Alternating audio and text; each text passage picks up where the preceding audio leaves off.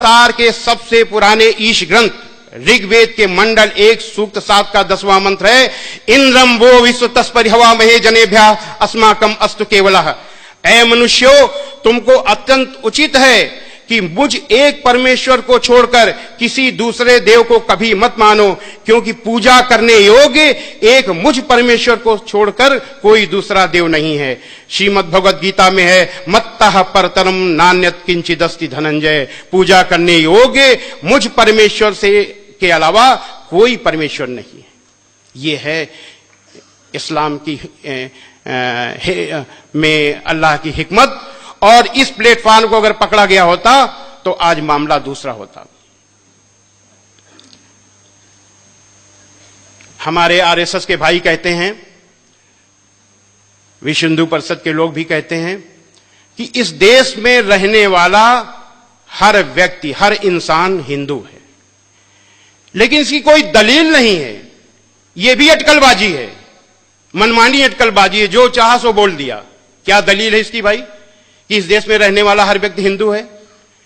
लेकिन इस बात की दलील है कि एक ईश्वर की पूजा करने वाला हर हिंदू मुसलमान है।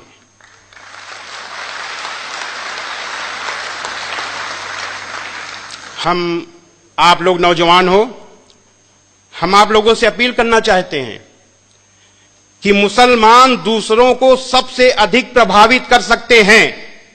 कब? जब वो बुराइयों को न देखें और अपनी अच्छाइयों को बताएं और खुद अमल में भी लाएं। क्या बताएं? क्या बताएं?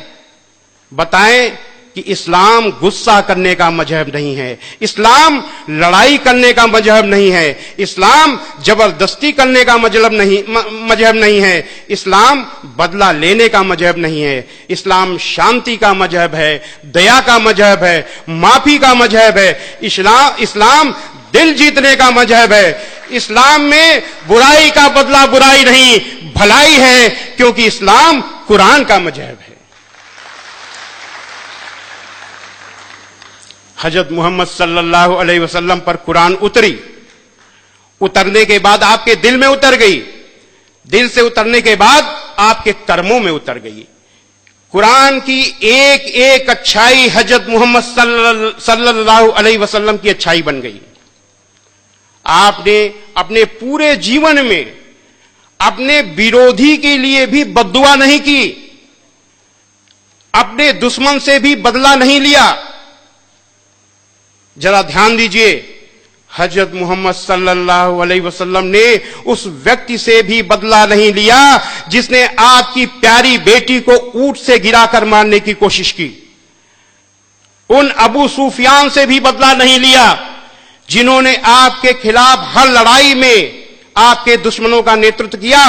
उहद की लड़ाई में जिसमें आपके बहुत से अनुयायी, बड़े बड़े अनुयायी शहीद हुए, आप खुद बुरी तरह घायल हुए, उस लड़ाई में भी नेतृत्व कर रहे थे अबू सुफियान।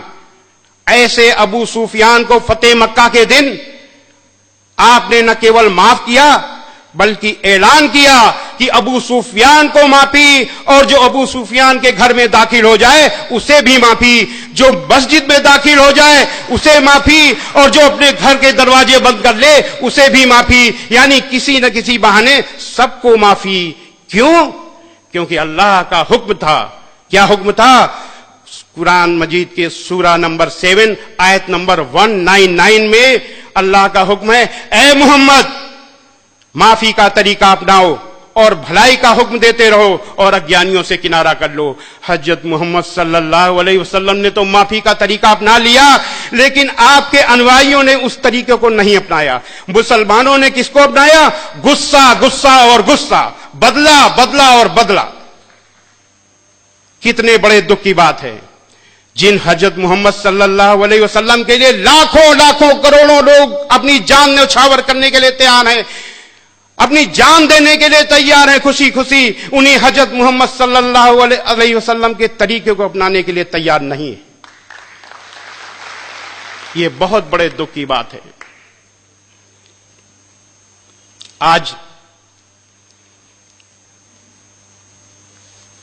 अपने को हजरत मोहम्मद सल्लल्लाहु अलैहि वसल्लम का अनुयायी कहने वाले लोग जगह जगह निर्दोषों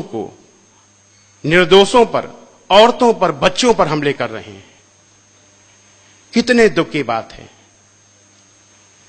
और कह क्या रहे हैं? हम मुसलमानों पर हुए जुल्म का बदला ले रहे हैं। क्या हजरत मोहम्मद सल्लल्लाहु अलैहि वसल्लम ने बदला लिया था? अभी हमने बताया। आपने कभी भी बुराई का बदला बुराई से नहीं दिया। आपने बुराई का बदला अच्छाई से दिया।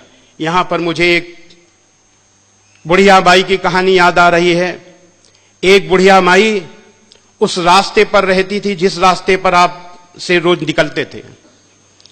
वो गैर मुस्लिम थी, आपसे इतना चिढ़ती थी कि आप जब निकले आपके ऊपर कूड़ा फेंक दे। एक दिन आप निकले, कूड़ा नहीं गिरा, दूसरे दिन कूड़ा नहीं गिरा, तीसरे दिन कूड़ा नहीं गिरा। हजरत मोहम्मद सल्लल्लाहु अलैहि वसल्लम ने सोचा कि कहीं बुढ़िया माई बीमार तो नहीं हो गई।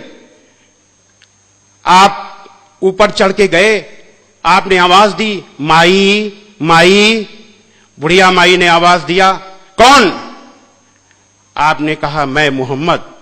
इतना सुनना था, बुढ़िया माई बहुत जो नाराज हो गई, अरे मोहम्मद कैसे आए?